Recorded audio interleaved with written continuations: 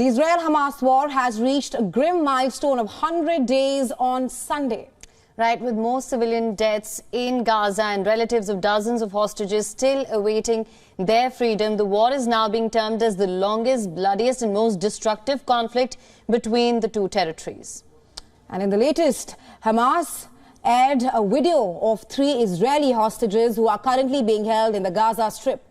The militant group urged the Israeli government to pause the offensive in Gaza. It also said that the fate of these hostages will be decided soon. Further, as Israeli forces shelled Gaza earlier on Sunday, Hamas also announced that it had lost communication with some of the hostages and that they may have been killed in the process.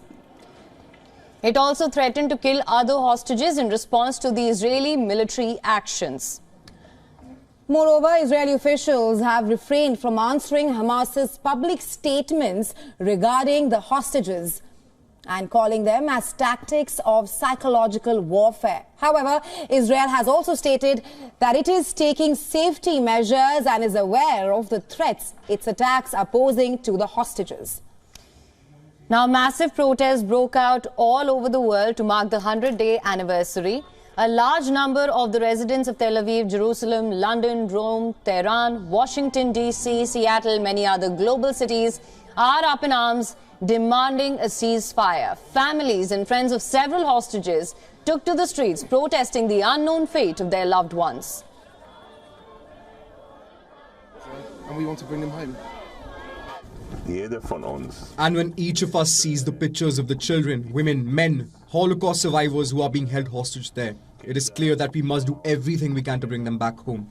It is really important because time is running away from us. Keith and myself were moved to 13 locations. At one time, we moved to a dark and scary tunnel. We could not see the way. After walking for quite some time, we arrived at a tiny space. The terrorists left us there alone because there was not enough oxygen. They told us, if you need something, shout. On the other hand, casualties were reported on the Israel-Lebanon border.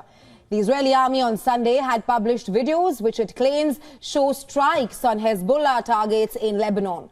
The video was released a few hours after a 76-year-old woman and a son were killed in a northern Israeli town by a guided missile fired from Lebanon. The IDF had earlier claimed to have killed 4 militants attempting to enter Israel from Lebanon with heavy weapons.